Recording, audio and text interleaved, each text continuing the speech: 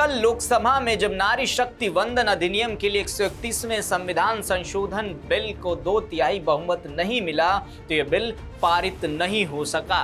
इसके विरोध में बीजेपी की महिला सांसदों ने विपक्ष के खिलाफ जोरदार प्रदर्शन किया। वहीं अब बीजेपी शनिवार यानी आज से देश भर में प्रदर्शन करने जा रही है। सरकार ने कह दिया है कि जो आवाज आपने दबाने की कोशिश की है, महिलाओं की आवाज बहुत दूर तक जाएगी। जिसका विरोध आपने किया है, इस विरोध की बात सिर्फ दिल्ली तक, सिर्फ संसद भवन तक सीमित नहीं रहेगी। दिल्ली की बात उत्तर से लेकर दक्षिण के हर एक कोने तक जाएगी।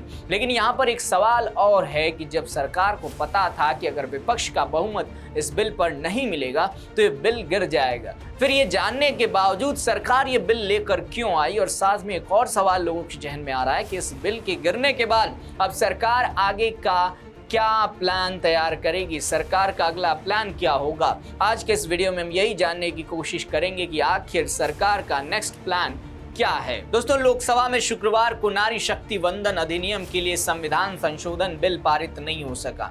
ऐसे में बीजेपी की महिला सांसदों ने विपक्ष के खिलाफ जोरदार प्रदर्शन किया। नारी शक्ति वंदन अधिनियम के लिए संविधान संशोधन बिल की हार के विरोध में बीजेपी बड़े स्तर पर प्रदर्शन की तैयारी में है। बीजेपी महिला सांसदों ने शुक्रवार को मकर द्वार पर कांग्रेस पार्टी हाय हाय के नारे लगाए। वहीं अब बीजेपी आज यानी 18 अप्रैल से देश भर में कई प्रदर्शन करने जा रही है। इन प्रदर्शनों में एनडीए के सहयोगी दल भी हिस्सा लेंगे। वैसे आपको बता दें कि महिला आरक्षण से जुड़ा 131वां संविधान संशोधन बिल पारित कराने के लिए लोकसभा में 2/3 बहुमत की जरूरत थी। इस बिल पर कुल 528 वोट पड़े।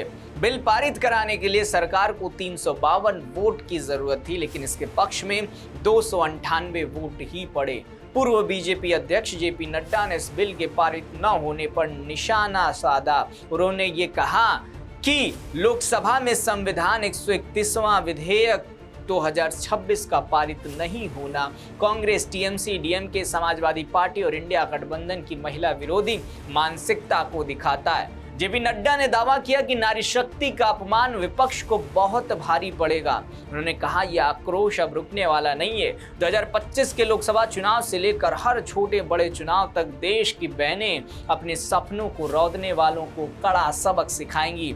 याद रखिए, शक्ति का ये क्रोध आपके राजनीतिक अंत की शुरुआत है। वहीं दोस्तों, गृह मंत्री अमित शाह ने विपक्ष को भी चिताया। गृह मंत्री अमित शाह ने कहा कि शुक्रवार को लोकसभा में बहुत अजीब मंजर दिखा। नारी शक्ति वंदन अधिनियम के लिए जरूरी संविधान संशोधन बिल को कांग्रेस, टीएमसी, डीएमके और समाजवादी पार्टी ने पारित नहीं होने दिया। महिलाओं को 33% आरक्षण देने के बिल को गिरा देना, उसका उत्साह मनाना और जयनाद करना सचमुच निंदनीय और कल्पना से परे है। अमित शाह ने आगे कहा, मैं उन्हें बताना चाहता हूं कि नारी शक्ति के अपमान की ये बात यहां नहीं रुकेगी, दूर तक जाएगी। विपक्ष को महिलाओं का आक्रोश न सिर्फ 2029 लोकसभा चुनाव में बल्कि हर स्तर पर, हर चुनाव और हर स्थान पर झेलना पड़ेगा। दोस्तों, इस समय पश्चिम बंगाल में चुनाव है, आने वाले समय में उत्तर प्रदेश में चुनाव है, पंजाब में चुनाव है। ऐसे में विपक्ष का ये विरोध करना कहीं ना कहीं बीजेपी को एक ऐसा हथियार देगा जो उन क्षेत्रों में जाकर ये कहेंगे कि हम महिलाओं के आरक्षण के लिए एक बिल लेकर आ रहे थे, लेकिन विपक्ष ने सदन में अपना मत न देकर इसका विरोध किया। तो कुल मिलाकर अब जो है बीजेपी आगे का क्या प्लान करेगी, इसको हम जानते हैं। देखिए, सरकार बिल में कुछ बदलाव कर सकती है। हो सकता है जैसे दक्षिणी राज्यों की सीटों की हिस्सेदारी बढ़ाने या फ्रीज रखने का प्रावधान है, उसको लेकर आए। 2011 की बजाय 2027 की जनगणना को आधार बनाए। इसके बाद नए सिरे से बिल पेश कर सकती है सरकार विपक्ष के साथ आम सहमति बना सकती है और उसके कहे बदलावों को शामिल कर सकती है। इसके बाद विपक्ष के समर्थन से बिल पास करा सकती है। सरकार सामान्य तरीके से 2027 की जनगणना पूरी होने के बाद परिसीमन करवा सकती है, फिर इसी परिसीमन के हिसाब से महिला आरक्षण लागू कर सकती है। दोस्तों, अब यहाँ पर एक सवाल और आता है कि जब सरकार को पता था कि विपक्ष इस बिल का समर्थन नहीं करेगा तो फिर सरकार ये बिल लेकर क्यों आई?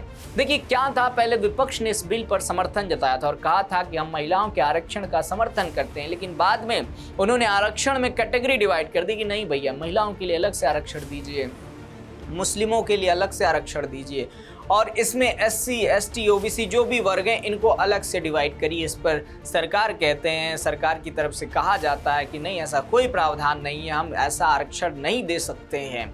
वहीं जो पूरा खेल है, विपक्ष जिसको जिस बात का डर है वो है परिसीमन का, क्योंकि मामला परिसीमन पर अटका हुआ है। विपक्ष का कहना है कि जब जनगणना हो जाए उसके बाद परिसीमन पर बात होगी, उसके बाद जो है ये बिल पर हम सहमति जताएंगे।